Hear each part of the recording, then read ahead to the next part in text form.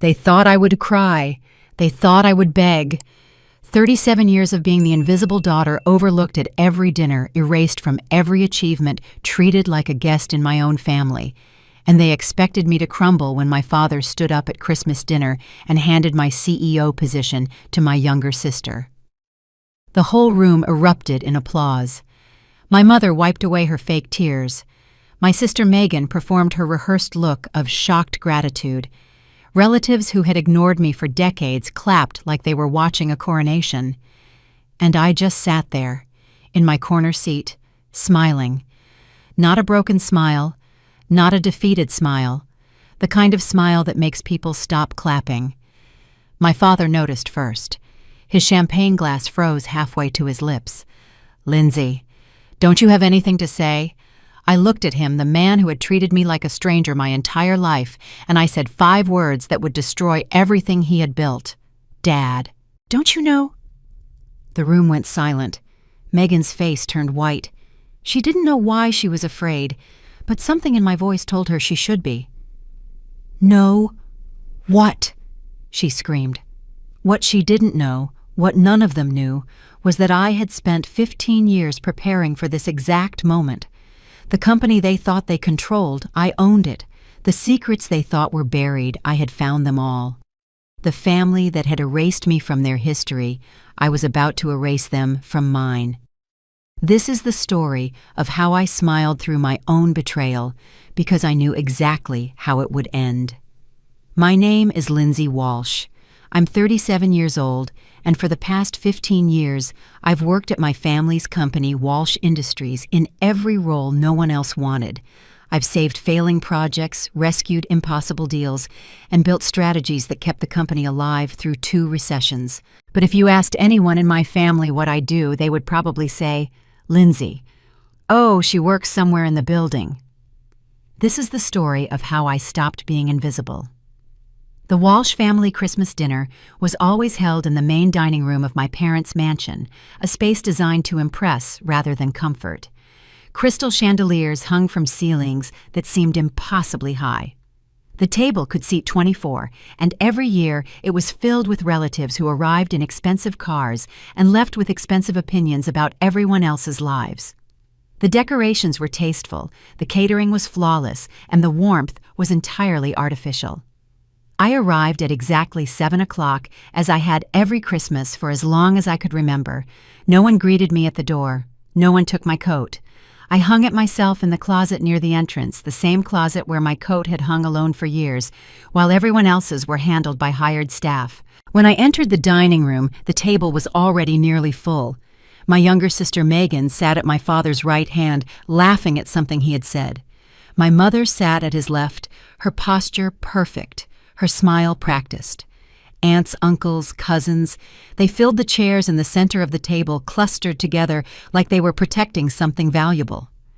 My chair was at the corner, not quite at the table, not quite away from it, close enough to be counted in photographs, far enough to be forgotten in conversations. I sat down without a word. No one acknowledged my arrival. An aunt glanced at me briefly, the way you might notice a waiter refilling water glasses. My mother's eyes passed over me without stopping. My father didn't look up at all. This was normal. This had always been normal.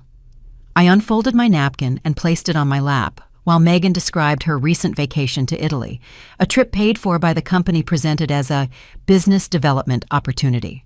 Everyone listened with fascination. When I had closed a deal worth $12 million 3 months ago, the only acknowledgement I received was an email from accounting confirming my commission had been processed. Dinner proceeded as it always did. Courses arrived and disappeared. Conversations flowed around me like water around a stone. My cousin asked Megan about her plans for the new year. My uncle congratulated my father on the company's latest quarterly results, driven largely by a restructuring plan I had designed but presented under someone else's name. My mother complimented Megan's dress, her hair, her choice of lipstick. No one asked me a single question. I ate slowly, watching everything, saying nothing. I had learned long ago that silence was safer than speech in this family. Words could be twisted, intentions could be misread, and anything I said would eventually be used as evidence that I was difficult, ungrateful, or simply not as charming as my sister. So I stayed quiet and I watched and I waited. I didn't know I was waiting for something specific until my father stood up. Richard Walsh was 71 years old, but he carried himself like a man who had never been challenged. He tapped his wine glass with a knife, and the room fell silent immediately. Even the staff stopped moving. "I have an announcement," he said, his voice carrying the authority of decades. "As many of you know, I've been thinking about the future of Walsh Industries, about succession, about legacy." My heart did not race. My hands did not tremble. I had stopped hoping for recognition from this man years ago. "After careful consideration," my father continued, "I have decided to name the next CEO of Walsh Industries." He paused for effect. He always paused for effect. "Megan." The room exploded. Not literally, of course, but the applause, the gasps of delight, the chorus of congratulations created a wall of sound that pressed against me from all sides. My mother burst into tears that looked rehearsed even from across the table. Relatives who had barely spoken to Megan all evening suddenly surrounded her with hugs and handshakes. My uncle raised his glass in a toast. And Megan, my sister, who had never stayed past 6 o'clock on a difficult project, who had presented my strategies as her own ideas in dozens of board meetings, who had built her entire reputation on work she had never actually done.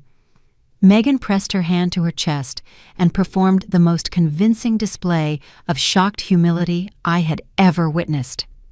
"Dad, I don't know what to say," she breathed. "This is such an honor. I promise I won't let you down." Everyone applauded again. The sound was deafening. I sat perfectly still. For a moment, just a moment, I felt the old wound open. The familiar ache of being overlooked, undervalued, erased. 15 years of work dismissed in a single sentence.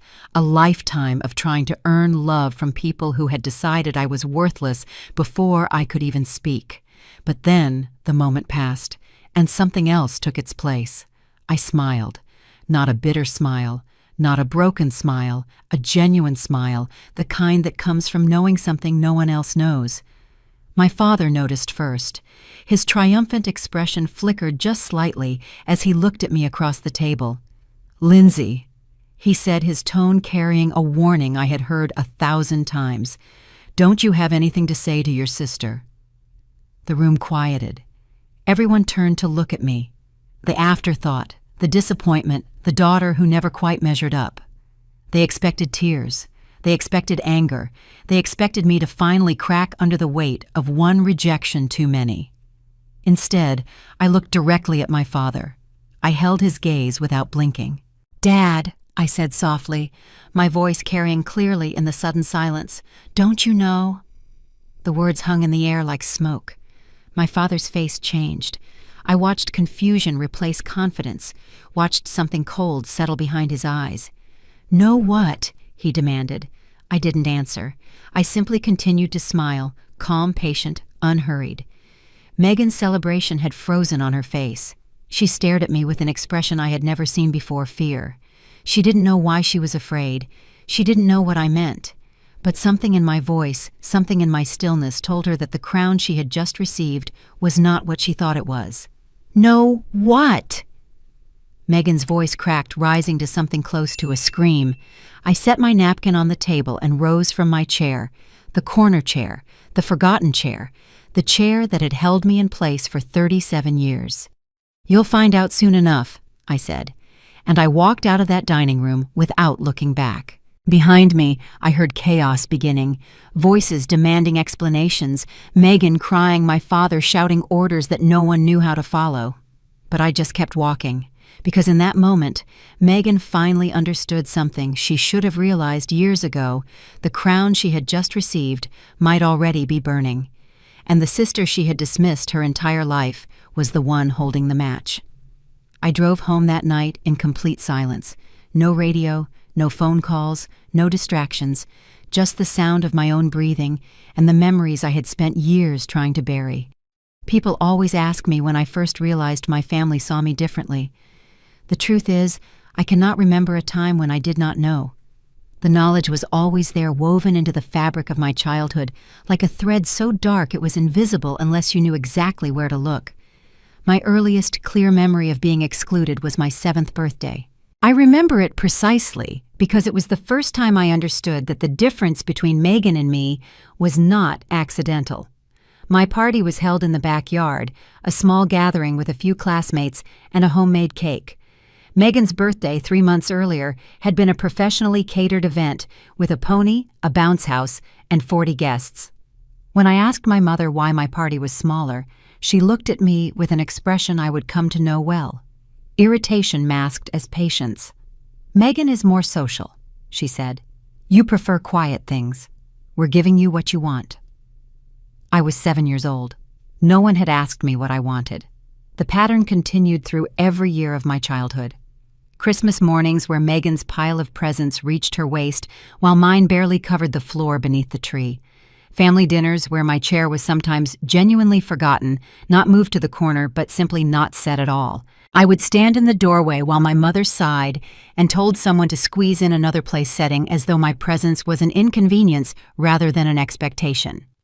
Report cards were the clearest measure of the difference between us. Megan brought home B's and C's, and my parents celebrated her effort, her improvement, her potential. I brought home straight A's, and my father would glance at the paper and set it aside without comment. Once, when I made the honor roll for the 6th consecutive semester, I overheard my mother talking to my aunt in the kitchen. "Lindsay's grades are fine," she said, "but she doesn't have Megan's personality. Intelligence isn't everything. Megan will go further because people actually like her." I was 14 years old, standing just outside the doorway, learning that excellence was worthless if it came from the wrong daughter. The comparisons were constant, and they were never subtle. "Why can't you be more like your sister?" became the background music of my adolescence. Why couldn't I smile more, talk more charm, more? Why did I always have to be so serious, so focused, so intense? Megan floated through life on a cloud of approval while I fought for every inch of ground, and somehow I was the one who was doing it wrong. But here is what my family never understood. Their rejection did not break me. It built me. Every time they dismissed my achievements, I learned to achieve for myself. Every time they ignored my presence, I learned to observe without being observed. Every time they told me I was less than Megan, I learned to become more quietly, invisibly, completely. By the time I graduated from college at 22, I had job offers from 3 major consulting firms. I turned them all down to work at Walsh Industries. My father assigned me to the Operations Recovery Division, the department where failing projects went to die. It was the most difficult, most thankless position in the company. I'm certain he expected me to fail. Instead, I thrived. Within 2 years, I had turned around 11 projects that were considered unsalvageable. I restructured supply chains, renegotiated vendor contracts, and identified inefficiencies that had been bleeding money for decades. The company's profit margin increased by 12%, and internal rumors began circulating about the ghost in operations recovery, who could fix anything. But my name never appeared on any report. Every success I created was presented under Megan's name. She had been given a position in strategic development, a department with impressive titles and minimal responsibilities. When I saved a manufacturing partnership worth $8 million, Megan presented the results to the board. When I designed a cost reduction strategy that eliminated waste across 6 departments, Megan took credit in the quarterly shareholder letter. When I spent 3 months salvaging a disastrous acquisition that should have bankrupted us, Megan received a bonus for exceptional leadership. I watched my strategies explained in board meetings by people who did not understand them. I watched my solutions praised when they came from mouths that were not mine. I watched my sister build a reputation on a foundation made entirely of my invisible labor, and I documented everything. Every email I sent, every report I wrote, every meeting I attended, I kept copies. Digital backups, physical files, timestamps, and signatures. I did not know exactly why I was doing it. Some instinct perhaps that told me the truth would matter someday. The moment I stopped hoping for recognition came 3 years ago at the annual shareholder meeting. I had spent 18 months leading a project to expand our international distribution network, the largest initiative in the company's history. I had personally negotiated with partners in 6 countries, resolved regulatory obstacles that our legal team had declared impossible, and delivered results that exceeded projections by 40%. When the presentation began, I was seated in the back row, not on stage, not at the executive table, not even in the reserved section for senior management. I sat with the junior analysts watching as Megan walked to the podium and described my work as though she had done it herself. The shareholders gave her a standing ovation. I sat completely still, my hands folded in my lap, my face revealing nothing. But inside, something fundamental shifted. I understood with perfect clarity that I was not simply being overlooked. I was being erased. My family was not just stealing my future, they were rewriting my past, creating a version of history where I had never contributed anything of value. That was the day I stopped hoping. That was the day I started planning. They thought they had deleted me from the story. They had no idea I had been writing my own version all along. The planning began slowly, carefully, the way you build a house that needs to survive a hurricane. I knew I could not simply confront my family with evidence of their betrayal. Confrontation would give them the opportunity to defend themselves, to twist the narrative, to paint me as the bitter daughter who could not accept her sister's success. I needed something more permanent than accusations. I needed control. 5 years ago, Walsh Industries was drowning. A series of bad investments combined with an economic downturn that hit our sector particularly hard had pushed the company to the edge of bankruptcy. My father refused to acknowledge the severity of the situation publicly, but internally, panic was spreading through every department. Executives were updating their resumes. Vendors were demanding payment in advance. The board was meeting weekly instead of quarterly. I saw opportunity where others saw disaster. My plan was complex but legally sound. I would purchase shares through an intermediary holding company, acquiring enough ownership to eventually take control without anyone knowing I was behind it. To execute this strategy, I needed access to documents that were not available through normal channels: shareholder agreements, transfer provisions, historical ownership records. The family lawyer, a man named Edward Chen, who had served my father for 30 years, was the only person who could help me access these files. What most people did not know about Edward was that he had watched my career with quiet attention. He had seen my work attributed to others. He had witnessed the systematic erasure of my contributions. When I approached him with my proposal, he did not ask many questions. He simply looked at me for a long moment and said, "I've been wondering when you would finally do something about this." Edward gave me access to my father's private office, safe under the pretense of retrieving documents for a routine legal review.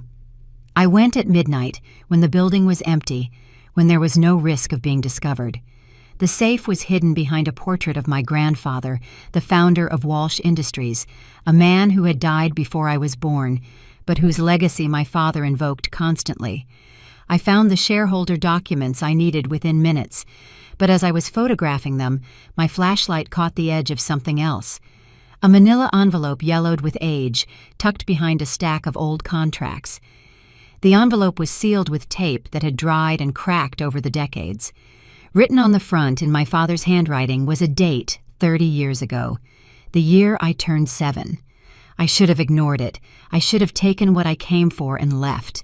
But something about that envelope pulled at me, the same instinct that had told me to document everything, to trust nothing, to always look for the truth beneath the surface. I opened it carefully, preserving the seal as much as possible so I could reseal it later. Inside was a single sheet of paper from a medical laboratory. A DNA paternity test. 2 names were listed, Richard Walsh and Lindsay Walsh. The results were printed in clinical, emotionless language, but their meaning was unmistakable. Richard Walsh was not my biological father. The probability of paternity was listed as 0%. There was no ambiguity, no margin of error, no room for interpretation. The man who had raised me, who had given me his name, who had looked at me with cold disappointment for 37 years, he had known since I was 7 years old that I was not his daughter. I sat on the floor of that office for a long time, holding the paper in my hands, reading the words over and over as if they might change. They never did. And slowly, like puzzle pieces finally falling into place, everything began to make sense. The distance, the coldness, the way he looked at me, not with the frustration of a father disappointed in his child, but with the resentment of a man reminded daily of a betrayal he could never forgive. I was not rejected because I was inadequate. I was rejected because I was evidence. Every time Richard looked at me, he saw proof that my mother had been with another man before their marriage. I was the price he paid for marrying into her family's money and connections, and he had made sure I paid for it too every single day of my life. My mother knew, she had to know, and she had let it happen. She had watched her husband punish her daughter for a sin that was not the child's to bear, and she had done nothing. She had compensated by pouring all of her affection into Megan, the legitimate daughter, the real Walsh, the one who deserved love. I understood now why no amount of achievement had ever been enough. I could have cured cancer, and my father would have found a way to credit Megan. I was never competing for his approval. I was fighting a battle that had been lost before I was old enough to understand it existed. The realization should have destroyed me. It should have sent me spiraling into grief, into rage, into the kind of emotional collapse my family had always expected from me. Instead, I laughed. It started as a small sound barely audible in the empty office, but it grew until I was sitting on the floor at midnight, laughing at the absurdity of 37 years spent trying to earn love from a man who was biologically and emotionally incapable of giving it to me. I had been running a race with no finish line, climbing a ladder with no top, pouring water into a bucket with no bottom. And now I was free. I owed this family nothing. Not loyalty, not gratitude, not the moral hesitation that had slowed my planning for years. Richard Walsh was not my father. Margaret Walsh had sacrificed me to protect her marriage. Megan Walsh had built her entire identity on my stolen labor. They were not my family. They were obstacles. I photographed the DNA results carefully from multiple angles, ensuring every word was legible. Then I returned the document to its envelope, resealed it as best I could, and placed it exactly where I had found it. I took the shareholder documents I had originally come for, locked the safe, and walked out of that office into the cold night air. For the first time in my life, my mind was completely clear. They had treated me like an outsider because I was one, and now I would make them pay like one. The discovery of that DNA test changed everything about how I saw my past. But what happened next would change everything about my future. Because the truth is, my plan did not begin 5 years ago in that office at midnight. It began 10 years earlier with a phone call I never expected to receive. I was 22 years old, fresh out of college, 1 week into my new position at Walsh Industries. I had already been assigned to Operations Recovery, the department graveyard, and I was beginning to understand that my father intended for me to fail quietly and disappear. That was when my mother called me on a phone number I did not recognize. "Meet me tomorrow," she said. "Alone. Tell no one." She gave me an address for a small cafe in a town 40 minutes outside the city, far from anywhere our family was known. I spent the entire night wondering if this was some kind of test, some new form of manipulation I had not yet learned to recognize. But curiosity won. I drove to that cafe the next morning and found my mother sitting in a corner booth, wearing sunglasses and a scarf like a woman who did not want to be seen. What she told me that day rearranged everything I thought I understood about my family. "Your father will never give you anything," Margaret said, her voice barely above a whisper. "He has made that decision and nothing you do will change it. But I can give you something he cannot take away." She explained that when she married Richard Walsh, her family had contributed significantly to the company's early growth. As part of the marriage arrangement, she had received 25% of Walsh Industries shares, her dowry held in her name alone, completely separate from any marital assets. Richard had always resented this arrangement, but he had needed her family's money too badly to refuse it. "I am going to transfer 20% of my shares to you," my mother said, "through a holding company that cannot be traced back to either of us. I will keep 5% to avoid suspicion. Your father monitors the shareholder registry, but he has never paid attention to the smaller institutional holders. You will be invisible." I stared at her, unable to speak. This was the same woman who had watched me be overlooked for 2 decades, who had poured her affection into Megan while treating me like an afterthought. I did not understand why she was doing this. "Why now?" I finally asked. "Why help me after all these years?" My mother removed her sunglasses, and for the first time I saw something in her eyes that looked like grief. "Because I know what he is," she said quietly. and I know what he has done to you. I cannot undo the past Lindsay, but I can give you a future he cannot control." She did not explain further, and I did not push. Years later, I would understand the full truth of what she meant. But that day, I simply accepted what she offered. The transfer was completed within a month through lawyers my mother had retained independently, professionals who had no connection to Richard or his network. By the time I turned 23, I owned 20% of Walsh Industries without a single person in my family knowing. And then I began to build. For the next decade, I lived two lives. In one life, I was the overlooked daughter working impossible hours in the least glamorous department, watching my achievements credited to others, accepting my role as the invisible engine that kept the company running. In the other life, I was an investor, a strategist, a patient predator waiting for the right moment to strike. I saved aggressively, living far below my means while my salary grew. I invested carefully, building a portfolio that generated returns I could funnel back into my primary objective. And I began approaching minor shareholders, retired executives, distant relatives of early investors, small institutional holders who had inherited shares they did not particularly want. I offered fair prices, always slightly above market value, and I asked only for discretion. Most were happy to sell. None of them knew who was really buying. By the time the company crisis hit 5 years ago, I had accumulated 35% ownership. I was close to a controlling stake, but not quite there. I needed one more push. The crisis provided exactly what I needed. Share prices collapsed by 60% as news of the company's financial troubles became public. Investors panicked. The board panicked. My father scrambled to secure emergency loans and reassure stakeholders that everything was under control. I moved quickly and quietly. Through my intermediary holding company, I purchased an additional 25% of shares at prices that would have been unthinkable just months earlier. Sellers were desperate, and I was the only buyer willing to take the risk. By the time the dust settled, I owned 60% of Walsh Industries. Controlling majority. Complete authority over every major decision, every executive appointment, every strategic direction. All done legally. All done silently. All done while my father continued to treat me like a disappointment barely worth acknowledging.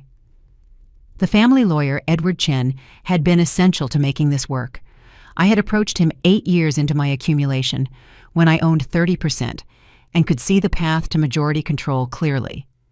I did not try to bribe him or threaten him. I simply showed him the evidence. Years of documented contributions credited to others, strategies I had designed, presented under Megan's name, a pattern of systematic erasure that anyone with eyes could see. "I am going to own this company," I told him. "The only question is whether you want to be on the right side when it happens." Edward was a practical man. He had watched Richard Walsh operate for 30 years, had seen the casual cruelty, the petty vindictiveness, the way he treated anyone he considered beneath him. He looked at my documentation, reviewed my ownership trajectory, and made his choice. "I serve the company," he said, "and soon you will be the company." He helped me structure every subsequent acquisition to be legally unassailable. He ensured that my holding company was properly registered, that all transfers were documented, that there was no angle from which my ownership could be challenged. When I finally revealed myself, there would be nothing Richard could do. By the time my father stood up at that Christmas dinner and announced Megan as CEO, his company had already belonged to me for 3 years. He just did not know it yet. I watched Megan's first week as CEO from a quiet office across town. I had rented the space 6 months earlier under the name of my holding company, a modest suite with good internet and a view of nothing in particular. It was the kind of place no one would think to look for Lindsay Walsh, which was exactly the point. From there, I monitored everything: email reports from contacts inside the company, financial dashboards I had access to, as majority shareholder news alerts set to capture any mention of Walsh Industries. I did not need to be in the building to control what happened inside it. Megan's coronation had been triumphant. The press release announcing her appointment used words like visionary leadership and new era of growth. Her photograph appeared in 3 business publications, always with the same practiced smile, the same carefully worded quotes about honoring her father's legacy, while bringing fresh perspectives to the company. She gave an interview where she described her management philosophy as collaborative innovation. I recognized the phrase. I had written it in a strategy memo 4 years earlier. Her first day in the CEO office, Megan redecorated. New furniture, new artwork, a complete redesign that cost the company $40,000. She hosted a champagne reception for senior executives and spoke about her excitement for the future. Everyone applauded. Everyone congratulated her. No one mentioned that the quarterly revenue projections I had prepared showed a 12% shortfall that needed immediate attention. By her third day, things began to change. It started with the contracts. 3 of our largest partners companies that had worked with Walsh Industries for over 20 years suddenly requested reviews of their existing agreements. Routine renewals that should have been signed within days were delayed indefinitely. Megan's calls to the partner executives went unreturned, or when they were returned, the conversations were vague and non-committal. She did not understand why relationships that had seemed solid for decades were suddenly uncertain. I understood. I had reached out to those partners months earlier through intermediaries suggesting that major changes at Walsh Industries might be coming and that it would be wise to wait before making long-term commitments. I never threatened, never demanded anything. I simply planted seeds of doubt and let them grow. By the end of the first week, cash flow had slowed to a fraction of its normal rate. Payments that should have arrived were delayed. Invoices that should have been processed sat in queues that seemed to grow longer every day. The finance department blamed processing delays. The operations team blamed system migrations. Everyone blamed someone else, and no one could identify the actual source of the problem. The source, of course, was me. As majority shareholder, I had the authority to instruct the restructuring of operational accounts. I had done so quietly through Edward Chen, moving funds into holding patterns that were technically legal but practically paralyzing. The company had money, it simply could not access that money quickly enough to maintain normal operations. It was like watching someone try to breathe through a straw. They could survive, but just barely, and not for long. Megan called Richard in panic on day 8. I know this because Edward told me maintaining his role as the family's trusted lawyer while reporting everything of importance to me. Richard stormed into the office demanding explanations, but the department heads he had controlled for decades suddenly had no answers. It showed him migration timelines that explained nothing. Finance showed him processing reports that meant nothing. The systems were working exactly as designed. They were simply designed to work against him now. Richard tried to call Edward, but Edward was unavailable. In meetings, out of the office, traveling for a family emergency. The excuses varied, but the result was the same. The man Richard had relied on for 30 years was nowhere to be found when he needed him most. Old partners who had always taken Richard's calls immediately now responded hours later with careful, measured words that committed to nothing. For the first time in his life, Richard Walsh was experiencing what it felt like to be kept in the dark. He had built his career on controlling information, controlling people, controlling every variable that mattered. Now the variables were moving without his permission, and he could not even identify who was moving them. I continued my normal routine. I went to my quiet office every morning. I reviewed reports. I made phone calls. I moved chess pieces that no one could see with patience and precision, never rushing, never overreaching. I had waited 15 years for this moment. I could wait a few more weeks to watch it unfold completely. The first public blow came at the end of Megan's second week. Payroll failed. The company's operating account did not have sufficient liquid funds to process salary payments for 3,000 employees. The direct deposits that should have appeared on Friday morning simply did not appear. By Friday afternoon, the phones in human resources were ringing constantly. By Friday evening, employees were posting on social media asking if anyone else had experienced the same problem. By Saturday morning, the press was asking questions. Megan held an emergency all-hands meeting on Saturday afternoon. I was not there, but I received a detailed account from 3 different sources. She stood in front of the assembled employees, confused, frightened, angry employees who had not been paid, and promised that everything would be resolved within 48 hours. She spoke with confidence she did not feel, using words she did not fully understand, making commitments she had no idea how to keep. Richard made the decision that would ultimately destroy him that same weekend. To secure an emergency loan from the bank, he mortgaged the family mansion, the same mansion where he had announced Megan's CEO appointment just 2 weeks earlier. The bank approved the loan on Monday morning. Payroll was processed by Monday afternoon. The immediate crisis was resolved. But Richard had just put his most valuable personal asset on the line to save a company he no longer controlled. He did not know this yet. He would learn soon enough. The message was clear to anyone who understood how power actually worked. Titles mean nothing. Authority means nothing. The only thing that matters is money, and the only person who controlled the money was me. 3 days after the payroll crisis was resolved, a team of auditors arrived at Walsh Industries headquarters. They presented credentials from a respected independent firm along with documentation authorizing a comprehensive review of the company's financial records for the past 10 years. They were not there by accident. The auditors arrived on a Tuesday morning, unannounced and unsmiling. There were 7 of them carrying briefcases and laptops presenting credentials from one of the most respected independent accounting firms in the country. They requested access to all financial records from the past 10 years. They requested dedicated office space. They requested cooperation from every department head. They made it clear in polite but unmistakable terms that this was not optional. Megan called me that afternoon. It was the first time she had spoken to me since Christmas, and her voice carried the particular strain of someone who has just realized they are in far more trouble than they understood. "Did you know about this?" she demanded. "Did you know auditors were coming?" I told her I had no idea. It was technically true. I had not known the exact date they would arrive. I had only arranged for them to come. As majority shareholder, I had the legal right to request an independent audit at any time.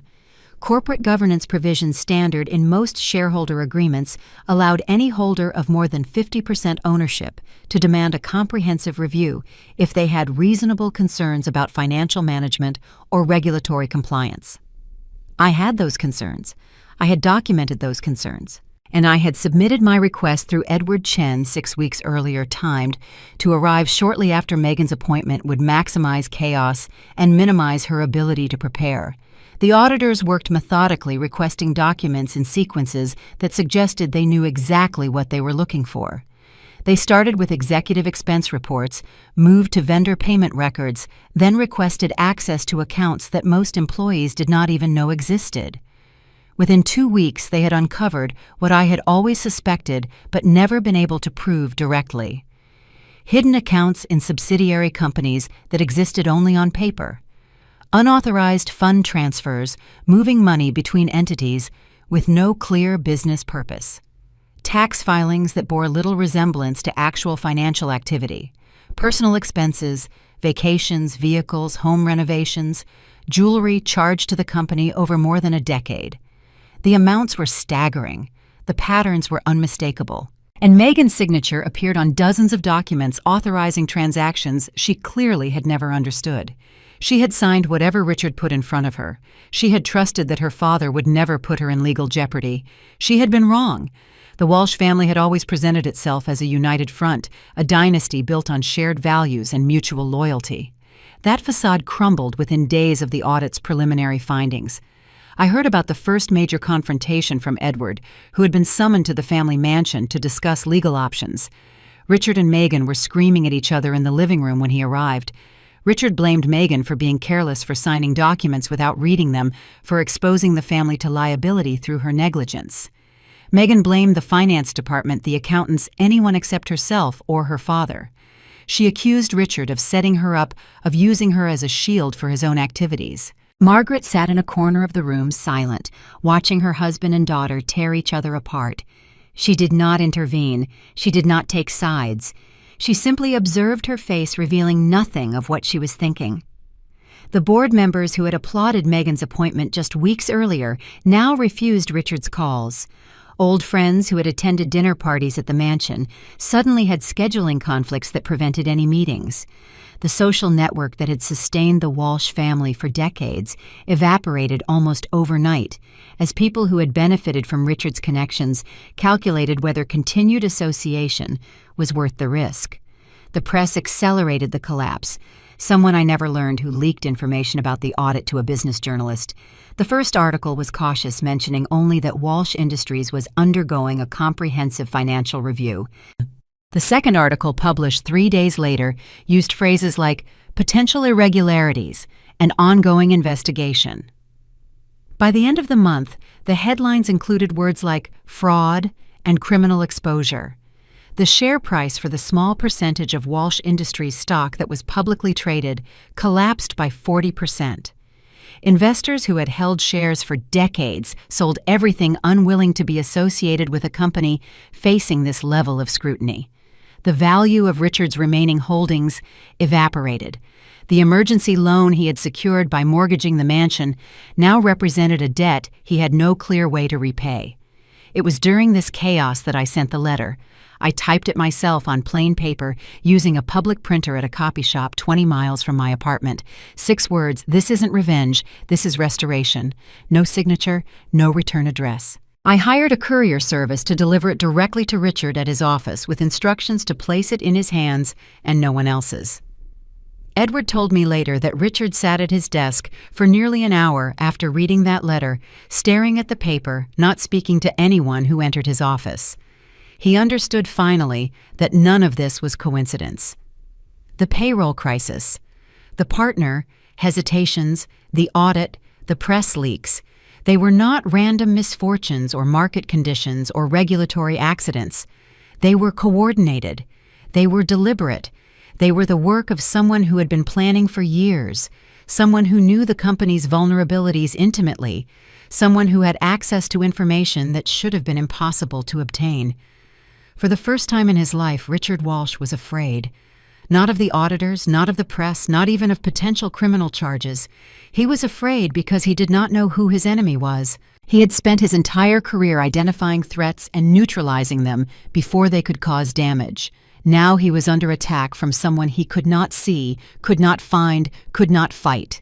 He suspected competitors. He suspected disgruntled former employees. He suspected board members who might have turned against him. He reviewed every relationship, every conflict, every person he had wronged over the decades. He never suspected me. The invisible daughter, the one he had dismissed so completely that she had ceased to exist in his calculations of who might be capable of destroying him.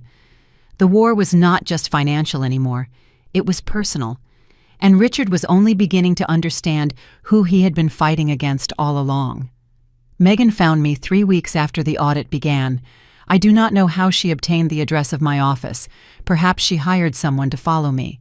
Perhaps she pressured Edward. Perhaps she simply searched until she found something. It did not matter. I had been expecting her.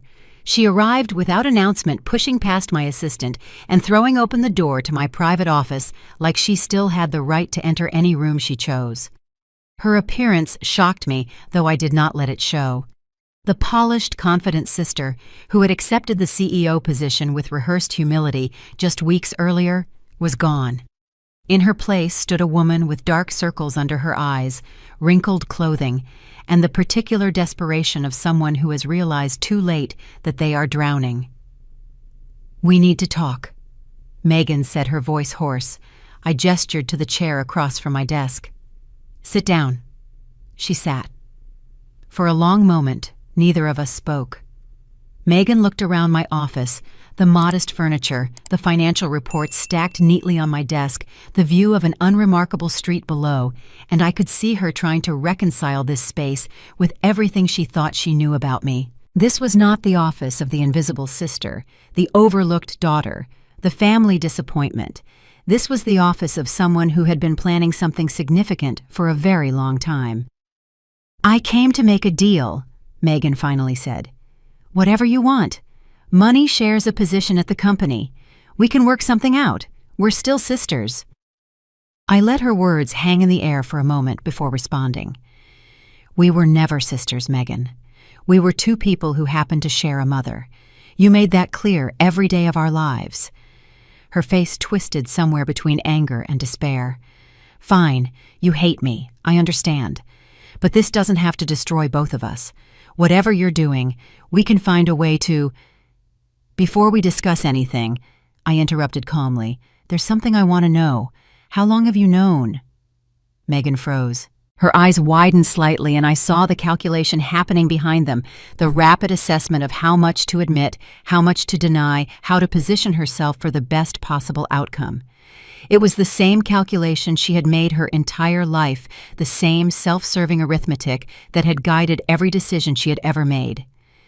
3 years, she finally said, her voice barely above a whisper. "I've known for 3 years." She told me everything. 3 years ago, she had been leaving a cafe near the financial district when she spotted me through the window, sitting at a corner table, speaking intensely into my phone. Curious Megan was always curious about what I was doing, always looking for information she could use. She had positioned herself close enough to overhear fragments of my conversation. She heard me discussing share acquisitions with someone she assumed was a lawyer. She heard me mention holding companies' ownership percentages, long-term strategies. "I knew you were planning something," Megan said. "I knew you were buying shares, building towards something. I just didn't know how far along you were." "And you didn't tell Father," I said. It was not a question. "No." She looked down at her hands. "I thought about it, but then I realized if you failed, I would still be the only heir. Father would never give you anything anyway, and if you succeeded—" She paused, swallowing hard. "If you succeeded, we're still family. I figured you would need allies. I figured I could position myself to benefit either way." There it was, the pure distilled essence of who my sister had always been.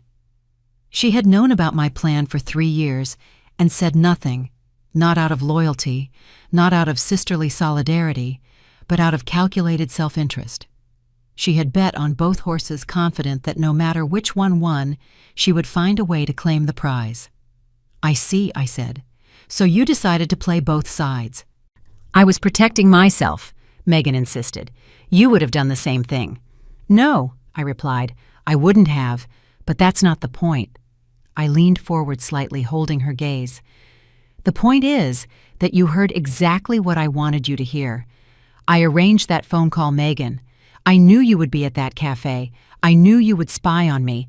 I made sure you overheard just enough to think you understood my plan, and just enough to make you believe that staying silent was your best option." The color drained from her face. "What? 3 years ago, I needed you to do nothing. I needed you to feel confident that you had leverage, that you knew my secrets, that you could use that information whenever it became necessary. Your silence gave me the time I needed to complete my acquisitions without interference. Your arrogance made you predictable." Megan stared at me as if seeing me for the first time. "You manipulated me." "I gave you an opportunity to do the right thing," I corrected. "You chose to do what you always do, whatever you thought would benefit you most. The manipulation was your own." I explained what would happen next. Her appointment as CEO had never been legally valid because she was never approved by the controlling shareholder, me. The contracts she had signed during her brief tenure were under review, and many would likely be voided. The documents she had endorsed without reading during the years before her appointment connected her directly to financial irregularities that were now the subject of a formal investigation. Even if she had signed them unknowingly, her signature made her liable. "I'm not offering you a deal," I said. "I'm not offering you a partnership or a position or protection. I'm telling you facts so that you can make informed decisions about your own future." Megan stood abruptly, knocking her chair backward. "You can't do this. Father will do nothing," I interrupted. "Father does not control this company anymore. I do." She left my office without another word, slamming the door behind her. I sat quietly for a long time after she was gone, feeling neither triumph nor satisfaction, only the cold clarity of a plan proceeding exactly as designed.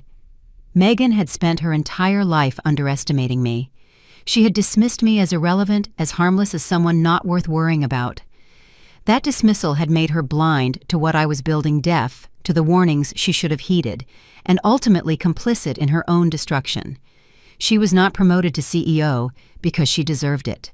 She was positioned as a scapegoat for crimes she did not fully understand. And she had walked into that role willingly, eagerly, without ever questioning why the crown was being handed to her so easily. I chose a Monday morning.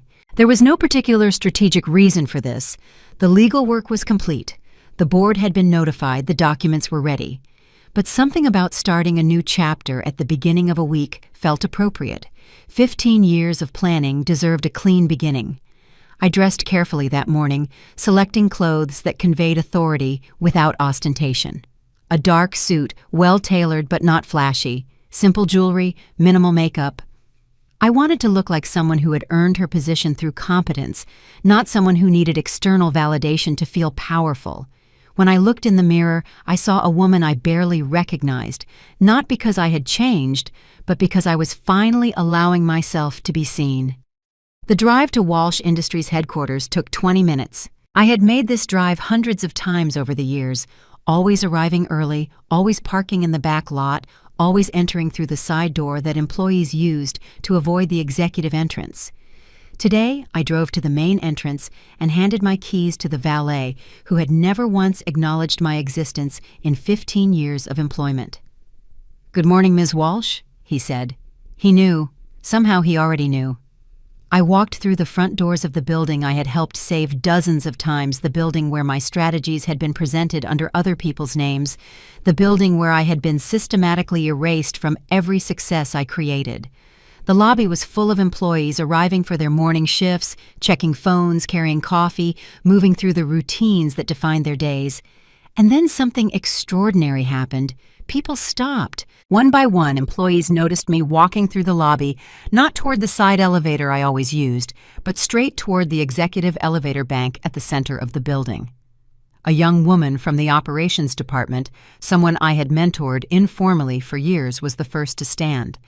She simply rose from the bench where she had been sitting, her face showing no surprise, only recognition. Others followed. A manager from finance who had watched me solve problems his superiors could not understand. An engineer who had come to me quietly years ago when her ideas were being stolen by her supervisor. A security guard who had always held the side door open for me with a knowing nod. They stood as I passed, not in surprise, not in confusion, but in acknowledgement of something they had known long before this moment. The informal networks of any company carry information that never appears in official communications. The workers who actually ran daily operations, who fixed problems at midnight, who covered for incompetent executives who kept projects alive through sheer determination, had always known who really solved the difficult questions. They had watched me work for 15 years. They had seen my ideas, appropriated my contributions, erased my presence, diminished. And they had been waiting. I nodded to them as I walked, acknowledging their acknowledgement, feeling something I had not expected: gratitude. Not for their loyalty to me personally, but for their recognition that competence mattered, that truth mattered, that the people who did the real work deserved to be seen. The executive elevator required a key card. Mine had been deactivated years ago, restricted to lower floors only. But Edward Chen was waiting for me at the elevator bank, and he handed me a new card without a word. It opened every door in the building. The board meeting was scheduled for 9 o'clock. I arrived at 8:45, entering the executive conference room before anyone else. I chose a seat at the head of the table, the seat where Richard Walsh had presided over this company for 3 decades. I set my documents in front of me and waited. Board members arrived in small groups, their faces carrying varying degrees of anxiety, resignation, and careful neutrality. Several had been contacted by Edward in previous weeks, informed quietly of the ownership situation, given time to adjust their expectations. They knew what was coming. They had made their calculations. Richard arrived last, accompanied by Megan. They entered the conference room together, and for a moment both of them froze when they saw me sitting in the chairman's seat. Megan's face went pale. Richard's expression shifted through several emotions I could not quite identify before settling into something like stone. "Please sit down," I said. My voice was calm, professional, carrying no trace of triumph or vindictiveness. "We have business to conduct." The proceedings took less than 20 minutes. I presented documentation of my ownership, 60% of Walsh Industries shares, held through my intermediary company, acquired legally over 15 years, fully verified by independent counsel. Edward confirmed the authenticity of every document. The board members reviewed the paperwork, asked a few procedural questions, and then voted. Unanimous recognition of my position as controlling shareholder. Unanimous appointment as interim CEO. Unanimous rescission of Megan Walsh's prior appointment, which had never been valid without majority shareholder approval. 15 years of planning executed in a single morning. Throughout the entire meeting, Richard did not speak. He sat in a chair along the side of the table, not at the head, not in a position of authority, just another attendee in a meeting he no longer controlled. The man who had commanded this company for 30 years, who had made decisions that affected thousands of lives, who had looked at me with cold dismissal for my entire existence, now had no vote, no voice, no power. When I formally took my seat as CEO, I looked at him directly. He could not meet my eyes. Not from shame. Richard Walsh had never experienced shame in his life. From something worse, the absolute inability to accept that the daughter he had dismissed, diminished, and erased was now his superior in every way that mattered. His mind simply could not process the reality in front of him. The meeting concluded. Board members filed out quietly, some nodding to me, others avoiding eye contact, all of them recalculating their positions in the new order. Megan left quickly, nearly running from the room, unwilling to witness another moment of her family's collapse. Richard was the last to leave. He rose slowly from his chair, his movements carrying the weight of a man who had aged decades in a single hour. He walked toward the door without looking at me, without speaking, without acknowledging that anything significant had occurred. No one moved to help him. No one acknowledged his departure. The man who had demanded deference for 30 years walked out of that boardroom alone, diminished, invisible. I sat in silence after everyone had gone, looking around the room, where so many decisions had been made without me, where so many of my contributions had been credited to others, where my existence had been treated as an inconvenience rather than an asset. I did not feel joy. I did not feel triumph. I felt only the quiet satisfaction of a long project finally completed. I had not taken the chair back. I had replaced it entirely, and everyone who had ever sat in it. The final meeting happened 2 weeks after the board confirmed my position. Richard had requested it through Edward, using language that suggested he wanted to negotiate some kind of settlement. I knew there was nothing left to negotiate, but I agreed anyway. Some endings need to happen face to face. The Walsh mansion looked different with the for sale sign planted in the front lawn. The bank had moved quickly, once it became clear that Richard could not repay the emergency loan he had secured by mortgaging the property. The house where I had spent so many holidays sitting in corner chairs being overlooked and dismissed would soon belong to strangers. I felt nothing about this. It had never been my home. Richard, Margaret, and Megan were waiting in the living room when I arrived. The space that had once hosted elaborate parties and carefully staged family photographs now felt hollow, emptied of the illusions that had sustained it for decades. Megan sat on the couch, her eyes red from crying. Richard stood by the fireplace, his posture rigid with fury. He was barely containing. "You destroyed this family," he said as soon as I entered. His voice was bitter, cracking with an anger that had nowhere productive to go. "Everything I built, everything I worked for, you tore it apart out of spite." I did not respond. There was nothing I could say that would change his understanding of what had happened, and I had no interest in defending myself to a man whose opinion had ceased to matter to me years ago. "Are you satisfied?" Richard continued. "Is this what you wanted, to see us ruined?" Before I could answer, Margaret stood up from her chair. She had been silent since I arrived, watching the confrontation with an expression I could not read. Now she stepped forward, positioning herself between Richard and me, and when she spoke, her voice carried a clarity I had never heard from her before. "I didn't betray this family," Margaret said, looking directly at her husband. "I saved the only child who deserved saving." The room went absolutely still. Richard's face drained of color. Megan stopped crying. staring at her mother with confusion that slowly transformed into horror. Margaret turned to face all of us, and then she told the truth. 15 years ago, she had approached me secretly because she knew Richard would never give his non-biological daughter anything. The share transfer was only the beginning. Over the years that followed, Margaret had fed me information I could never have obtained on my own board meeting agendas, Richard's strategic plans, Megan's movements, and vulnerabilities. She had been my source inside the family, passing intelligence through methods we had established during that first meeting at the distant cafe. "The letters," I said quietly. "The birthday letters." Margaret nodded, her eyes filling with tears. "I see you. Keep going." Every year on my birthday, I had received an anonymous letter with those 5 words. No signature, no return address, just that simple message that had sustained me through some of the darkest moments of my planning. I had never known who sent them. I had assumed it was someone at the company who had noticed my work, someone who wanted me to know that my efforts were not entirely invisible. It had been my mother. All along, it had been my mother. "Every harsh word I said to you in front of him," Margaret continued, her voice breaking.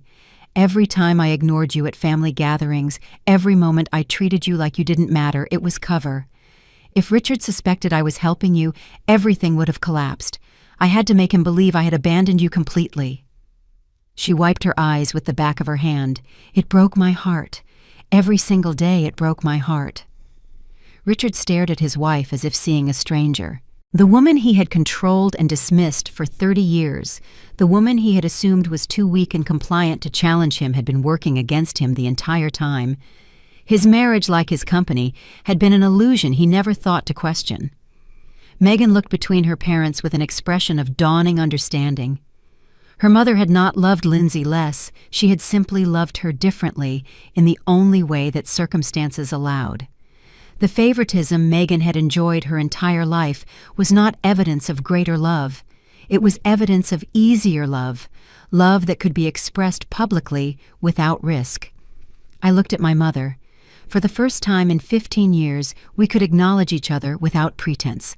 Her eyes were wet, mine were dry. But I nodded, and that nod contained everything I could not say aloud: gratitude, understanding, and the closure of a wound that had been open for 30 years. The family did not fall apart that day. It simply stopped pretending it had ever been whole. 1 year later, I sat in my corner office on the 42nd floor watching the sun set over a city that had once seemed so indifferent to my existence. The view was magnificent, a reward I had never sought, but had certainly earned. Below me, the streets moved with their usual rhythm, filled with people living their own stories, fighting their own battles, building their own futures. I wondered sometimes how many of them were invisible in their own families, overlooked in their own companies, waiting for their moment to step into the light. The consequences of that Christmas dinner had fully materialized by then. Richard Walsh lived in a small apartment on the outskirts of the city, surviving on a modest pension from retirement accounts I had chosen not to touch. Not out of mercy, I felt no obligation to show mercy to a man who had shown me none. Out of indifference, he simply was not worth the effort of complete destruction. His social standing had evaporated entirely. The friends who had attended his parties and praised his leadership had disappeared the moment his power vanished. No one returned his calls. No one invited him to dinners. The man who had commanded respect for decades now commanded nothing but the silence of an empty apartment. Megan had moved across the country, taking a position at a small consulting firm where no one knew she had once been announced as CEO of a major corporation.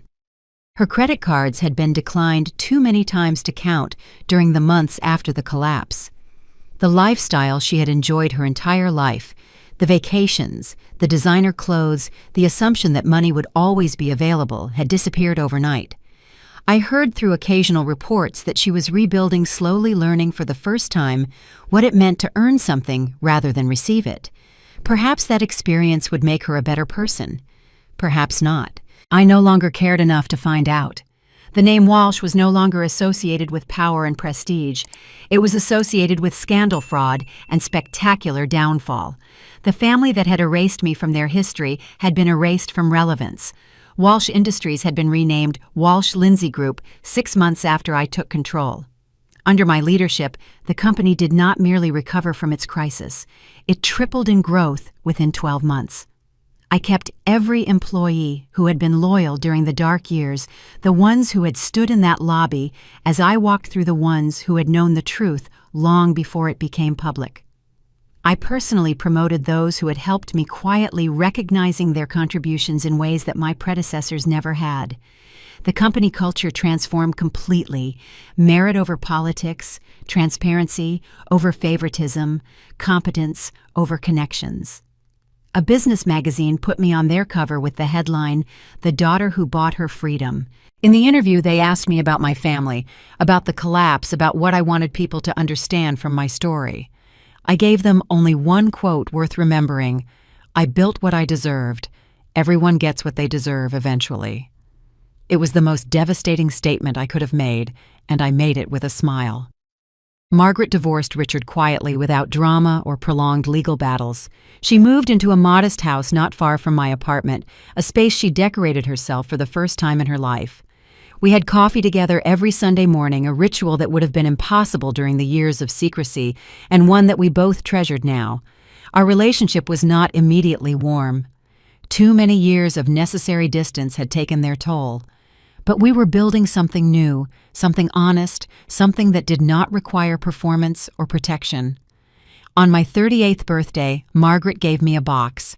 Inside were photographs she had secretly kept for decades. My college graduation, my first day at Walsh Industries, moments of achievement she had witnessed from afar, but could never celebrate publicly.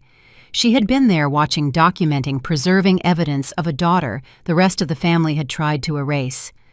I looked through those photographs, slowly seeing my own history through my mother's hidden eyes. I still did not cry. But when I hugged her, it was the first genuine embrace we had shared since I was a child, and it lasted longer than either of us expected. I never married. I never felt the need. The validation I had once craved from others, from my father, from my family, from a world that seemed determined to overlook me, no longer held any power over my choices. I had built my empire from the ashes of rejection, transformed pain into power, silence into strategy, abandonment into independence. The girl who had been erased from her family's history had written her own story. They gave me nothing, so I built everything, and in the end, that was the only inheritance I ever needed. If Lindsay's story moved you, I would love to hear your thoughts. Drop a comment below and tell me, have you ever been underestimated by someone who later regretted it? Or maybe you are still waiting for your moment to prove them wrong. Either way, your story matters, and I want to hear it. If you enjoyed this video, please hit that subscribe button and turn on notifications so you never miss another story like this one. Every week, I bring you powerful tales of resilience, revenge, and redemption that will keep you on the edge of your seat. And remember Lindsay's words, everyone gets what they deserve eventually. Sometimes karma takes 15 years. Sometimes it takes longer, but it always arrives. Thank you for watching until the end. I will see you in the next story.